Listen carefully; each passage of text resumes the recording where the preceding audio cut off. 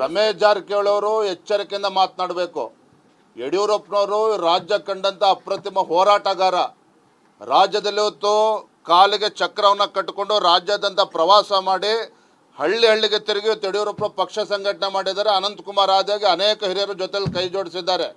ರಮೇಶ್ ಜಾರಕಿಹೊಳಿ ಅವರು ಇತ್ತೀಚೆಗೆ ಪಕ್ಷಕ್ಕೆ ಬಂದಿರತಕ್ಕಂಥವ್ರು. ಯಡಿಯೂರಪ್ಪನವ್ರ ಬಗ್ಗೆ ಮಾತನಾಡಬೇಕಾದ್ರೂ ನಾಲ್ಗೆ ಬಿಗಿ ಹಿಡಿದು ಮಾತನಾಡಬೇಕು. ನಮ್ಮ ಹೋರಾಟ ನಾವು ಪಕ್ಷ ಅಧ್ಯಕ್ಷ ಮಾಡ್ಕೊಂತಿದ್ದೆವು.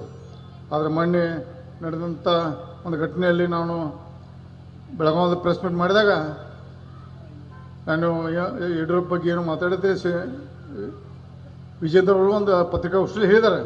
ನಾನು ಅವತ್ತು ಉತ್ತರ ಹೇಳ್ತಿದ್ದೆ. ಅದಕ್ಕೆ ವೇದಿಕೆ ಮುಖಾಂತರ ವಿಜೇಂದ್ರ ಎಚ್ಚರಿಕೆ ಕೊಡ್ತೀನಿ.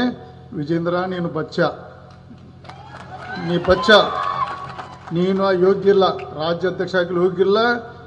ಇವತ್ತು ಯಡಿಯೂರಪ್ಪ ನಮ್ಮ ನಾಯಕ, ಅದ್ರ ಬಗ್ಗೆ ಎರಡು ಮಾತಿಲ್ಲ. ಯಡಿಯೂರಪ್ಪ ಬಗ್ಗೆ ಯಾವಾಗಲೂ ಎಚ್ಚರಿಕೆಯಿಂದ ಮಾತಾಡ್ತೀನಿ ನಾನು. ಯಡಿಯೂರಪ್ಪ ಬಗ್ಗೆ ಯಾವಾಗ ಅವರು ಅಗೌರವವಾಗಿ ಮಾತಾಡಿಲ್ಲ. ಯಡಿಯೂರಪ್ಪನವರು ಯಾವಾಗ ನಮ್ಮ ನಾಯಕರು, ಅವ್ರ ಬಗ್ಗೆ ಅತಿಯಾದ ನಮ್ಮ ಭಾರತೀಯ ಜನತಾ ಪಕ್ಷ ಪ್ರೀತಿ ಇದೆ. ಅವ್ರ ಬಗ್ಗೆ ನಾನು ಕೆಟ್ಟ ಮಾತಾಡಲ್ಲ. ಅದನ್ನು ಸುಳ್ಳು ಹೇಳಿ ರಾಜ್ಯದ ತಪ್ಪು ಮಾಹಿತಿ ಕೊಟ್ಟು ಅದನ್ನು ಫೈದೆ ಮಾಡ್ಕೊಂಡಿದ್ದೀವಿ, ಸಾಧ್ಯ ಇಲ್ಲ.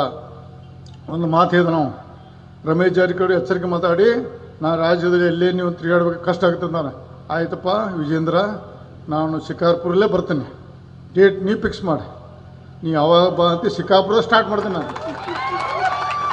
ನಾ ಶಿಕಾರ್ಪುರದಾಗ ಅವರು ವಿಜೇಂದ್ರ ಮಣಿ ಮುಂದಿಂದ ನಾ ಪ್ರವಾಸ ಚಾಲು ಮಾಡಿದ್ದೇನೆ. ನೀನು ಅನ್ಯಾಯ ಹೇಳ್ತದ ನೋಡೋಣ.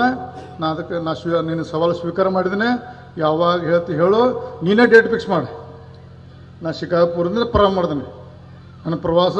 ಮತ್ತು ನಾ ಏನು ಪೊಲೀಸರು ತರೋದಿಲ್ಲ, ಗಂಡ್ಮ್ಯಾನ್ ತರೋದಿಲ್ಲ, ಯಾವ ಮಂದಿ ಒಬ್ಬ ಬರ್ತಾನೆ. ಎಲ್ಲಿ ನಿನ್ನ ಎಚ್ಚರಿಕೆ, ನಿನ್ನ ಬೇಕಾರೆ ಮೂಲಿ ಮೇಲೆ ಅಡ್ಡಾಡಕ್ಕೆ ಕೊಡೋದಂಥ ಶಕ್ತಿ ನನ್ನ ಕಡೆ ಇದೆ. ನಿನಗೆ ಬೇಕಾರೆ ನಿನಗೆ ಎಲ್ಲಿ ಬೇಕಾದ್ರೆ ನಿನ್ನ ಹೆದರಿಸುವಂಥ ಶಕ್ತಿ ದೇವ್ರು ನಾನು ಕೊಟ್ಟನ. ಆದರೆ ಅದನ್ನು ಮಾಡೋದಿಲ್ಲ. ನಿನ್ನಂಥ ಕೀಳು ಮಟ್ಟದ ಅದಕ್ಕೆ